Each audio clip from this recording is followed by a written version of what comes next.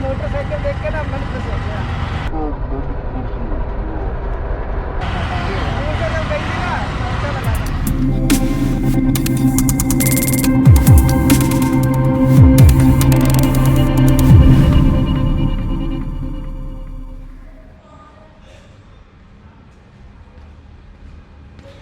तो हेलो मेरे दोस्तों, कैसे हैं आप सब लोग। आज आपको हम दिखाने वाले हैं कि GoPro की सेटिंग किस तरीके से करते हैं। 5 एंगल्स में मैं आपको बताने वाला हूँ GoPro को कहाँ कहाँ पर किस किस एंगल्स पर फिट करना चाहिए ताकि आपकी जो फोटोग्राफी है वो अच्छी आए। ये एंजॉय कीजिए।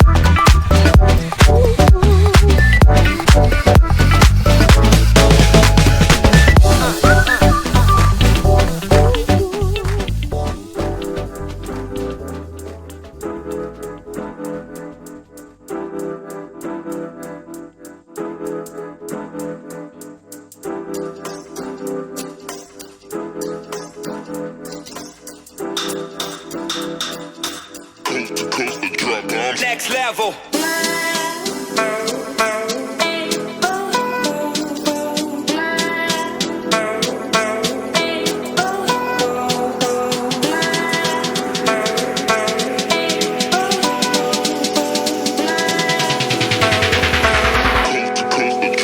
Next level.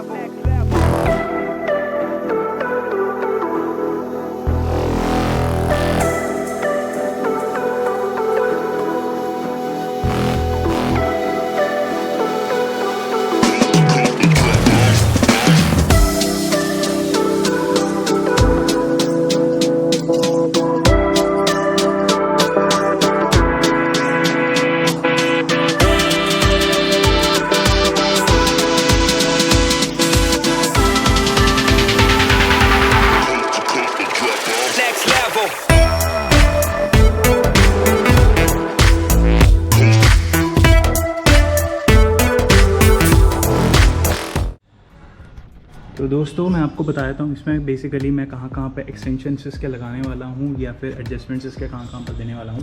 पहला तो है हमारा ये वाला जो मिरर के ऊपर बिल्कुल मैंने लगाया है, जो मुझे स्पॉट बिल्कुल ब्लैंक लगा था, अच्छा लगा था, तो यहाँ पर मैंने एक लगा दिया है। तो दूसरा लगाया है मैंने इस जगह